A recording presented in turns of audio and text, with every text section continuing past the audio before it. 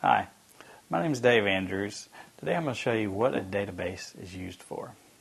Databases are really good for storing vast amounts of data, whether it be, a list of users in a huge organization and their addresses, all the way down to something a whole lot smaller like your home album collection.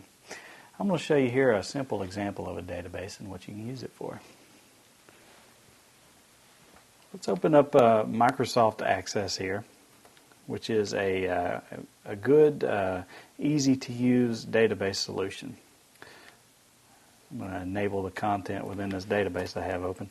What Microsoft Access does, as well as most database applications, is allow you to create tables that store a list of data. This example I have open right here is a student list. And as you can see, it maintains information about all of the students who might be in a school, their first name, their last name, address, information like that. This is, one of the better uses, I would say, for a database, because a student list could be as many as 80 students, or it could be, like a university, something like 25,000 students. And you can just type in information here directly into this. It has a very Excel-like interface.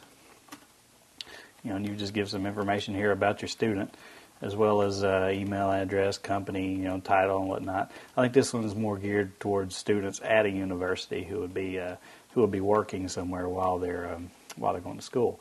Now, that is one table that's used in here. This right here is an example of a report. Now, this report will show you the list of students from the student list. Reports allow you to take the information in a database and just show it in a more legible form that you can actually print out. Access has it built in that you can view data from your tables in a report format that's easy to print. There's a lot of information, and here's some different reports that will be run in this particular student application.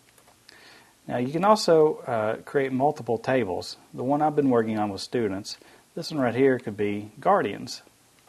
And you can input information about all the guardians for any students that you might have, as well as view a report on those as well.